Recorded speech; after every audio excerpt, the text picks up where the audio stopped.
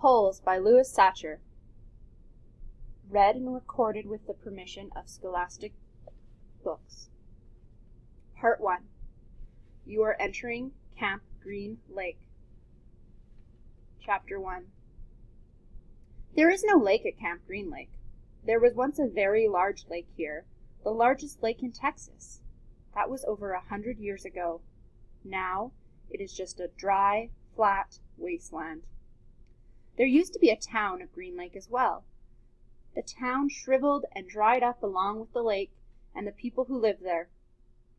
During the summer, the daytime temperature hovers around 95 degrees in the shade, if you can find any shade.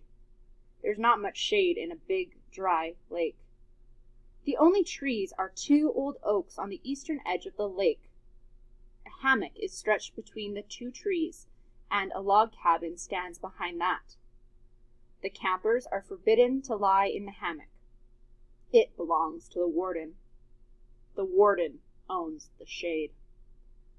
Out on the lake, rattlesnakes and scorpions find shade under rocks and in the holes dug by the campers.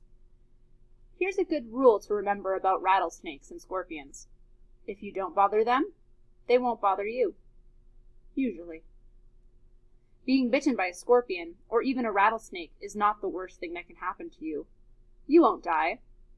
Usually. Sometimes a camper will try to be bitten by a scorpion or even a small rattlesnake. Then he will get to spend a day or 2 recovering in his tent instead of having to dig a hole out by the lake. But you don't want to be bitten by a yellow-spotted lizard.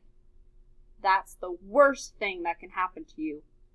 You will die a slow and painful death. Always.